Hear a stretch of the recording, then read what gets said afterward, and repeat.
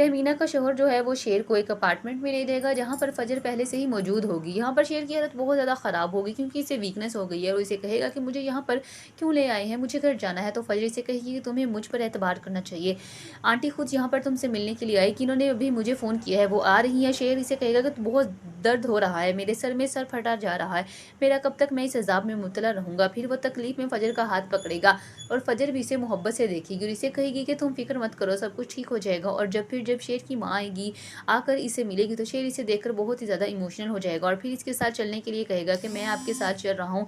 तो वो इसे कहेगी कि फ़िलहाल किसी को भी मालूम नहीं कि तुम यहाँ पर हो। बद्र भाई तो ये सुनकर ही चौंक जाएंगे कि क्या शेर हॉस्पिटल से वापस आ गया है, तो अभी तुम यहाँ से नहीं निकल सकते। शेर के स्लाइम से भागने की खबर सुनकर बद्र की हालत बहुत ज़्यादा बुरी हो जाएगी, वो देखने वाली होगी। सब वो डॉक्टर्स रंगून वाला को बुलाएगा, जहाँ पर डॉक्टर अंगूर वाला तो सिर्फ सिक्योरिटी ही देखते रहेंगे कि हमने बहुत सी सिक्योरिटी रखी थी फिर भी और पता नहीं चला कि शेर कैसे भाग गया। रंगून माला इसे कहेगा कि मुझे तो शक है कि ये सब कुछ फजर ने किया है। कुछ दिनों से डॉक्टर फजर किसी को भी इसके आगे नहीं आने दे रही थी और वो इंजेक्शन वगैरह भी किसी से नहीं लेता था, सिर्फ फजर से ही लेता था। मगर इसे कहेगा कि फिर तुम लोग क्या कर रहे थे, तुम लोगों को नजर रखनी चाहिए थी कि फजर पर वो लड़की तुम लोगों के सामने शेर को भगा कर ले गई और तुम लोग देखते रह गए।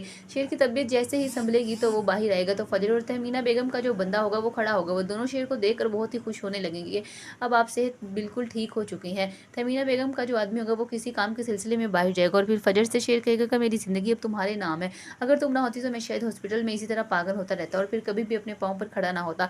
ये सब कुछ तुम्हारी वजह से हुआ है, अब तुम जो कहोगी मैं वैसा करूँगा, जैसा तुम कहोगी मैं वैसा बन जाऊँगा।